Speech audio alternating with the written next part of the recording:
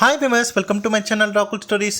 நம்ம இன்னைக்கு இந்த வீடியோவில் எந்த படத்தை பற்றின ரிவ்யூ பார்க்க போகிறோம் அப்படின்னா, நம்ம லோகேஷ் கனகராஜ் இயக்கத்தில் நம்ம சூப்பர் ஸ்டார் ரஜினிகாந்த், சத்யராஜ், உபேந்திரா, ஸ்ருதிஹாசன், நாகார்ஜுனா, அப்புறம் ஷோபின் ஷாக்கர் அப்படின்னு சொல்லிட்டு பல பேர் நடித்து வெளிவந்திருக்கிற படம் தான் கூலி. ஸோ இந்த படம் இப்போ தியேட்டர்ஸில் வெற்றிகரமாக ஓடிட்டுருக்கு. ஸோ இந்த படத்தை பற்றின ஒரு ஷார்ட் ரிவ்யூ தான் இங்கே பார்க்க போகிறோம். வாங்க வீடியோக்குள்ளே போகலாம். இந்த படத்தோட ஒன்லைன் ஸ்டோரி என்னென்னு பார்த்திங்க அப்படின்னா, நம்ம ரஜினிகாந்தும் சத்யராஜும் பார்த்திங்க அப்படின்னா ரொம்ப க்ளோஸ் ஃப்ரெண்டாக இருக்காங்க, ரொம்ப உயிர் நண்பர்களாக இருக்காங்க. ஸோ அப்படி இருக்கும்போது பார்த்திங்க அப்படின்னா, நம்ம சூப்பர் ஸ்டார் ரஜினிகாந்த் வந்து சென்னையில் ஒரு மேன்ஷன் நடத்திக்கிட்டு அவர் வந்து அவருடைய லைஃப் வந்து லீட் பண்ணிக்கிட்டு இருக்காரு. ஒரு மிகப்பெரிய மேன்ஷன் நடத்திட்டு அவர் இருக்கார். நம்ம சத்யராஜை பார்த்திங்க அப்படின்னா, அவர் வந்து விசாகப்பட்டினத்தில் ஒரு மிகப்பெரிய ஒரு சயின்டிஸ்டாக இருக்கார். ஒரு மிகப்பெரிய ரிசர்ச்சிங் கம்பெனியில் வேலை செஞ்சுக்கிட்டு இருக்கார். ஒரு கட்டத்துக்கு மேலே அந்த கம்பெனியில் வேலை செய்ய பிடிக்காமல் அந்த வேலையை ரிஜெக்ட் பண்ணிவிட்டு தன்னுடைய பொண்ணுங்களுக்காக பார்த்திங்கன்னா ஒரு இன்வென்ஷன் பண்ணுறாரு. கிரிமேஷன் சேர் அப்படின்னு சொல்லிட்டு ஒரு விஷயம் பண்ணிகிட்ருக்காரு. ஸோ படத்தோட ஸ்டார்டிங்லேயே பார்த்திங்கன்னா சத்யராஜ் இறந்து போயிட்டார். இறந்ததுக்கப்புறம் நம்ம ரஜினிகாந்த் போய் பார்க்குறாரு. பார்க்கும்போது ஸ்ருதிஹாசன் சொல்கிறாங்க, எங்கள் அப்பாவோட சாவு வந்து இயற்கையாக சாவில், அவர் வந்து கொலை செய்யப்பட்டிருக்காரு அப்படிங்கிற மாதிரி தெரிய வருது நம்ம சூப்பர் ஸ்டார் ரஜினிகாந்துக்கு. ஸோ கண்டிப்பாக இதுக்கு பின்னாடி யார் இருக்காங்க அப்படின்னு சொல்லிட்டு நான் கண்டுபிடிப்பேன் அப்படின்னு சொல்லிட்டு என்னுடைய உயிர் நண்பனை சாவடிச்சது யார் அப்படின்னு சொல்லி நம்ம தேவராஜ் வந்து களத்தில் இறங்குறார். ஸோ இறங்கினதுக்கப்புறம் தான் தெரிய வருது, ஒரு ஆர்பரில் ஒரு மிகப்பெரிய ஒரு கேங்ஸ்டராக இருக்கக்கூடிய சைமன் அப்படின்னு சொல்லிட்டு ஒருத்தர் இருக்கார். ஸோ அவன் பார்த்திங்க அப்படின்னா போர்ட்டில் இருக்கக்கூடிய இல்லீகலான விஷயங்களை பண்ணிகிட்ருக்கான். டான் அப்படி கிங்காக இருக்கான் அப்படின்னு சொல்லிட்டு தெரிய வருது. ஸோ அவன் இந்த கொலையில் சம்மந்தப்பட்டிருப்பானோ அப்படிங்கிற மாதிரி நம்ம ரஜினிகாந்துக்கு தெரிய வருது. ஸோ இன்னொரு விஷயம் என்ன அப்படின்னா, அவன் வந்து ஒரு மிகப்பெரிய டான், சைமன் அப்படின்னு சொல்லப்படக்கூடிய அந்த நபர், அதாவது நம்ம நாகார்ஜுனா பார்த்திங்கன்னா ஒரு மிகப்பெரிய டான். ஸோ ஒரு போர்ட்டே வந்து பார்த்திங்கன்னா 100 வருஷத்துக்கு லீஸ்லுக்கு எடுத்து அதில் இல்லீகலான நிறைய விஷயங்களை பண்ணிகிட்ருக்கிறது. ஆர்கனை வந்து திருடி விற்கிறது, இந்த மாதிரி கொள்ளை கடத்தல், என்னென்னலாம் இல்லீகலான விஷயங்கள் இருக்கோ அத்தனை விஷயங்களும் பண்ணக்கூடிய ஒரு மிகப்பெரிய டானாக இருக்கான். ஸோ அவனுக்கு வந்து பார்த்திங்க அப்படின்னா ஒரே நாள் நைட்டில் ஒரு 22 டெட் பாடிஸை வந்து மறைக்கிறதுக்கு தெரியலை. ஸோ அதுக்கு வந்து நம்ம சத்யராஜ் வந்து வேணும் அப்படின்னு சொல்லி இது பண்ணிகிட்ருக்கான்.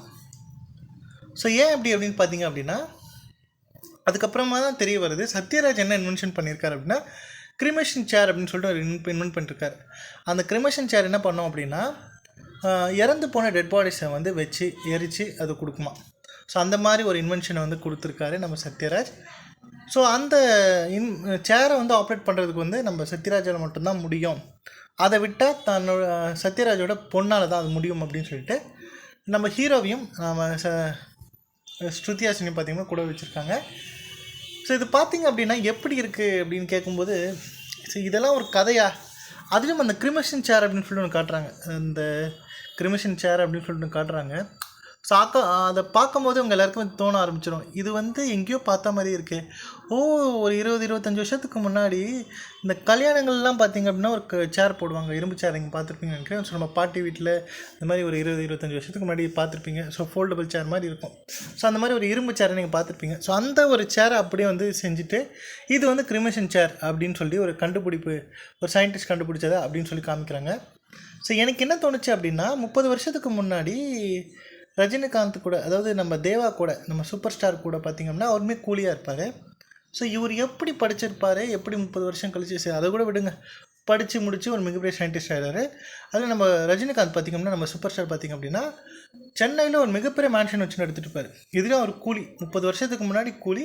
ஸோ அதுக்கப்புறம் எப்படி அவர் சம்பாதிச்சார் எப்படின்னு சொல்லிட்டு இதெல்லாம் கூட விடுங்க. ஸோ 30 வருஷத்துக்கு முன்னாடி அவர்கிட்ட இருந்து கூலிங்களுக்காக நான் வந்து உழைப்பேன், அவங்களுக்காக நான் குரல் கொடுப்பேன்டா அப்படின்னு சொல்லிட்டு ஒரு சில பேரை வந்து காப்பாற்றிருப்பார். அவங்கள வந்து ஆஃப்லைனில் தான் வச்சுருப்பார்.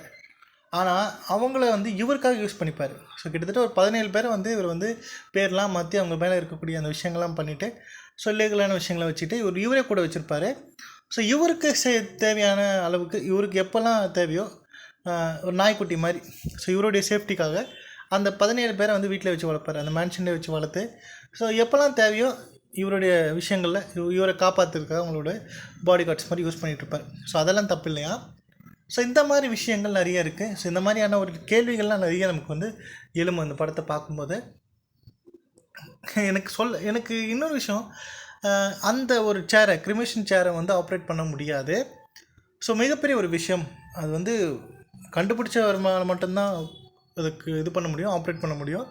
ஏன்னா அந்தளவுக்கு ஒரு ரொம்ப ஒரு டிப்பிக்கலான ஒரு அந்த மாதிரி ஒரு ஒரு டெக்னிக்கலான ஒரு விஷயம் அப்படிங்கிற மாதிரி காமிக்கிறாங்க. பட் அதை பார்க்கும்போது பார்த்திங்க அப்படின்னா சும்மா ஒரு லிவரை தள்ளுற மாதிரி தான் இருக்குது. ஜஸ்ட்டு பார்த்திங்க அப்படின்னா அந்த பார்க்குறதுக்கு முன்னாடி வரைக்கும் உங்களுக்குமே அப்படி தோணும், ஓ இந்த அளவுக்கு ரொம்ப அட்வான்ஸ்டாக திங்க் பண்ணியிருக்காங்களோ.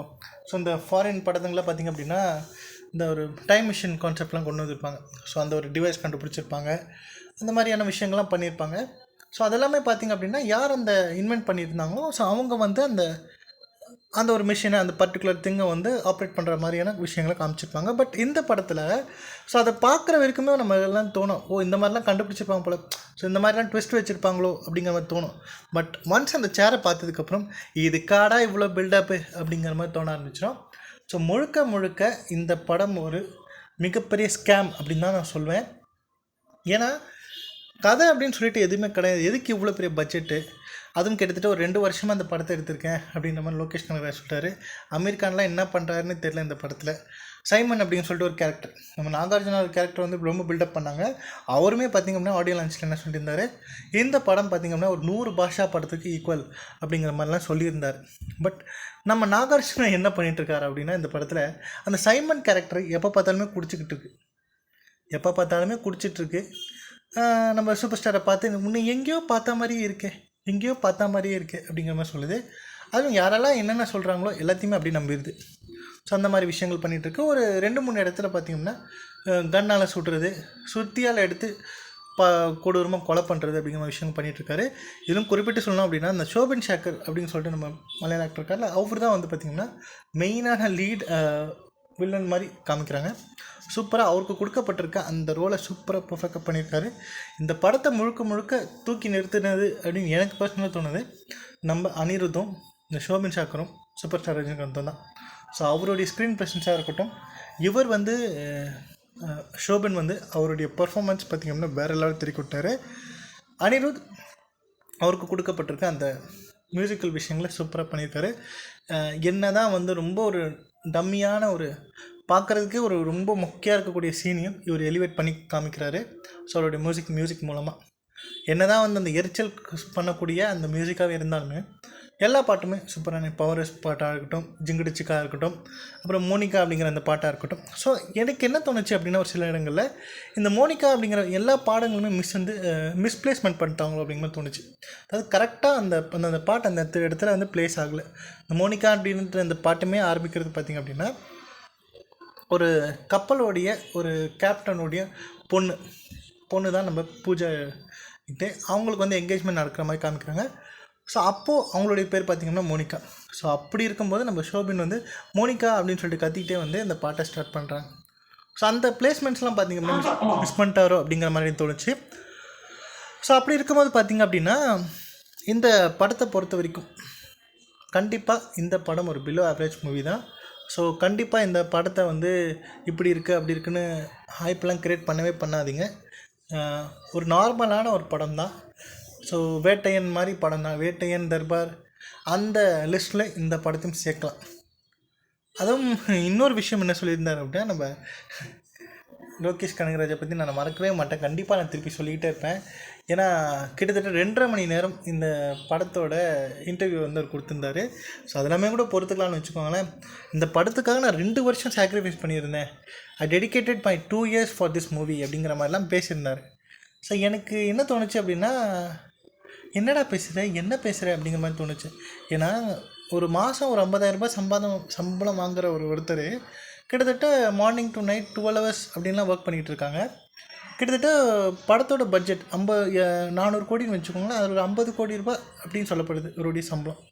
ஸோ 50 கோடி ரூபாய் சம்பளம் வாங்கிட்டு நீ கிட்டத்தட்ட ஒரு 2 வருஷம் கூட நீ ஒர்க் பண்ணியுமே பார்த்திங்க அப்படின்னா அந்த படத்தை சரியாக எடுக்கலையே. நீ இவ்வளோ பெரிய ஒரு ப்ரொடக்ஷன் கம்பெனி, சன் பிக்சர்ஸ் மாதிரியான ஒரு ப்ரொடக்ஷன் கம்பெனி கிடைக்கிறதுக்கு எவ்வளோ பெரிய விஷயமா இருக்குது. ஸோ அந்த விஷயமெல்லாம் நீ எதுவுமே கன்சிடர் பண்ணலை. ஸோ ஒரு ரைட்டிங்கில் வந்து நீ கான்சன்ட்ரேட்டே பண்ணலை, வெறும் பேன் இண்டியா படம் பண்ணணும். அதிலும் பார்த்திங்க அப்படின்னா நம்ம கலாநிதி மாறன் சொல்லிட்டாரு, பட்ஜெட்டை பற்றி இங்கே கவலைப்படாதீங்க, ரிலீஸ் டேட்டை பற்றி நீங்களே ஃபிக்ஸ் பண்ணிக்கோங்க, இந்த படம் ஒரு பேன் இண்டியா மூவி ஆகணும் அப்படின்னு சொல்லிட்டு சொல்லிட்டாரு போல். ஸோ எப்படி டாக்டர்ஸ் கிட்ட பேஷண்ட்டோட சொந்தக்காரங்க டாக்டர் எவ்வளோ செலவானாலும் பரவாயில்ல டாக்டர் இந்த உயிரை காப்பாற்றுங்க அப்படின்னு சொல்லுவாங்களோ அந்த மாதிரி நம்ம கலாநிதி மாறன் அவருடைய தலையை கொண்டு வந்து விட்டார். ஸோ அந்த மாதிரி ஒரு செய்ன்னு செஞ்சுட்டாரு நம்ம லோகேஷ் கனகராஜ். ஸோ அந்த வகையில் பார்த்தீங்க அப்படின்னா உங்களுக்கு பேன் இண்டியா மூவி தானே வேணும், இருங்க கொஞ்சம் ஷோபின் சங்கரை போடுங்க, உபேந்திராவை போடுங்க, அதுக்கப்புறம் இந்த பக்கம் இந்த அமீர் கானை போடுங்க, இங்கே விட்டோமே நம்ம நாகார்ஜுனாவை போடுங்க அப்படின்னு சொல்லிட்டு எல்லாரையும் போட்டு கிண்டி ஒரு கலவையாக வந்து கொடுத்துட்டாரு. என்ன நினச்சிட்ருக்காரு அப்படிங்கிற மாதிரி எனக்கு தோணுச்சு. ஸோ மொத்தத்தில் இந்த படத்தை பொறுத்த வரைக்கும் பார்த்திங்க அப்படின்னா ஸ்டோரி ஃபஸ்ட்டு ரைட்டிங்கில் ரொம்பவே மோசமாக இருக்குது இந்த படம். ஒரு வாட்டி வேணால் நம்ம ரஜினிகாந்த் அவங்களோட மிகப்பெரிய ஃபேன் அப்படின்னு நினச்சிங்க அப்படின்னா ஸோ கண்டிப்பாக ரஜினிகாந்த் சூப்பர் ஸ்டாருக்காக கண்டிப்பாக போய் இந்த படத்தை போய் பாருங்கள். ஸோ முழுக்க இவர் ஒருத்தர் அந்த படத்தை தூக்கி நிறுத்திருக்காரு. நம்ம வில்லன் சைடில் பார்த்திங்கன்னா நம்ம ஷோபின் வந்து அவருடைய பர்ஃபார்மன்ஸ் தெரிவிக்க விட்டார். நாகார்ஜுனோடைய கேரக்டருமே அந்தளவுக்கு வெயிட்டேஜ் கொடுக்கல. அமீர் கான்லாம் எதுக்கு வராரு, ஏன் அவருடைய கேமியோ ரோல்லாம் அப்படின்னு எனக்கு தெரியவே இல்லை. ஸோ கண்டிப்பாக உங்களுக்கும் இந்த மாதிரி தோணுச்சா அப்படிங்கிறத கமெண்ட் லீவ் பண்ணுங்கள். ஸோ இந்த வீடியோ பிடிச்சிருந்தால் லைக் பண்ணுங்கள், ஷேர் பண்ணுங்கள். மறக்காமல் என்னுடைய ராகுல் ஸ்டோரிஸ் அப்படிங்கிற என்னோடய யூடியூப் சேனலை சப்ஸ்கிரைப் பண்ணிவிடுங்க. தேங்க்யூ.